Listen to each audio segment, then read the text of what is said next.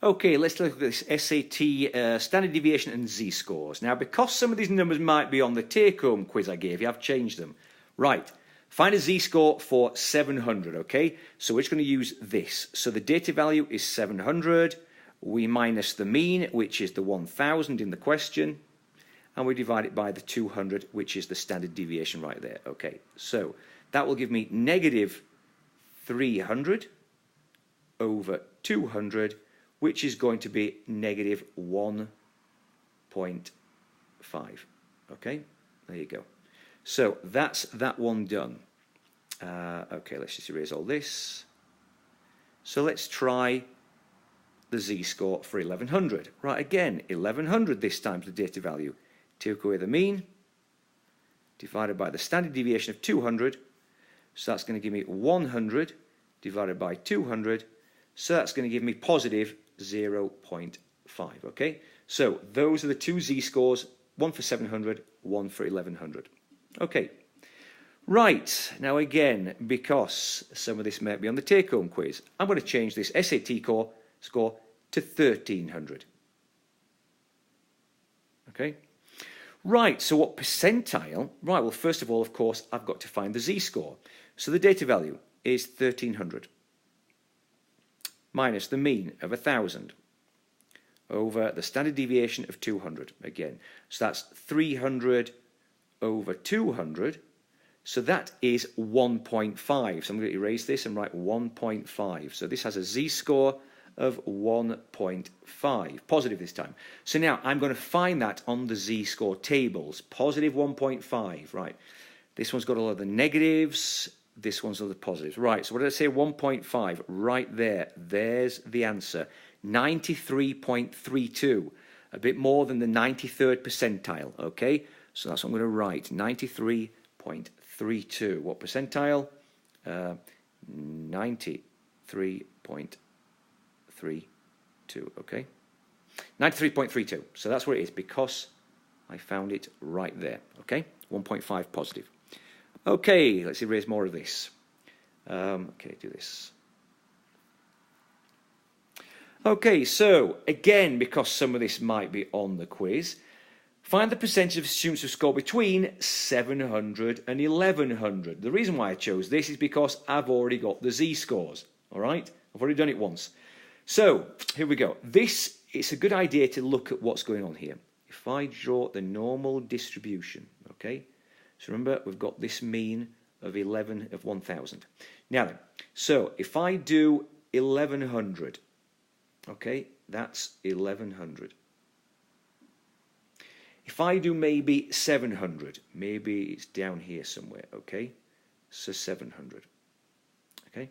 So what I'm looking for is I'm looking for the percentage of the students who score in between these two scores, okay? So I'm looking for this.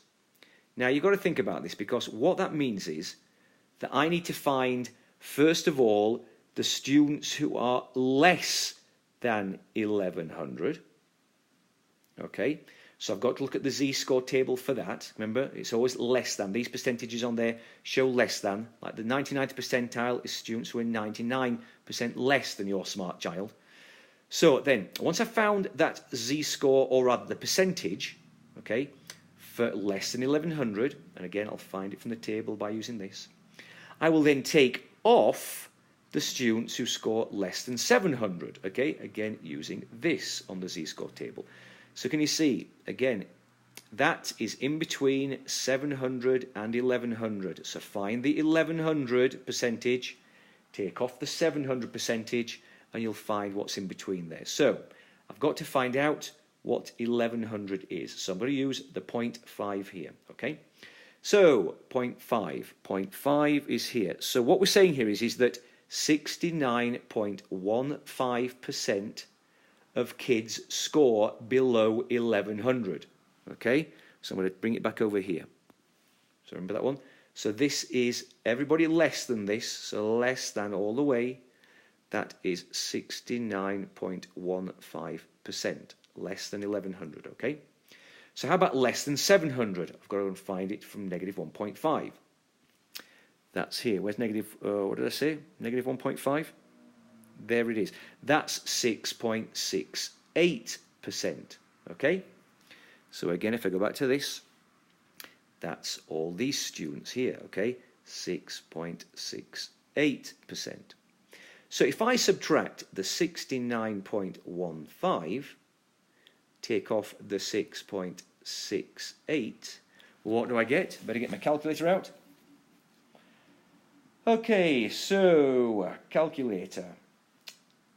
69.15 take away 6.68 equals 62.47. The percentage for this question here is 62.47%.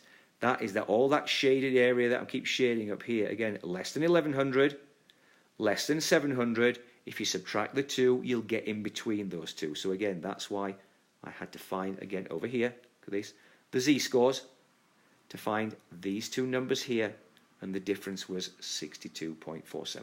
Okay.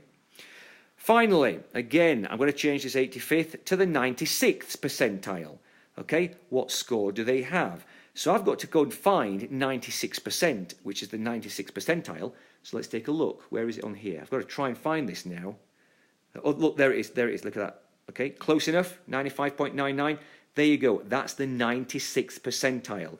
The z-score is going to be, let's take a look here, 1.7, look up here, 5. 1.75 is the z-score. That's the amount of standard deviations above. So let's go back to the question. Okay, so I've got a z-score of 1.75. That's what I found. So that's the amount of standard deviations, again, above the mean. Remember 1,000? So again, 1.75, what's the standard deviation? It's 200. So how many, what's that equal? That equals 350 points above 1,000. Remember, it's positive. So the student has a score of 1350. Okay, and that's it.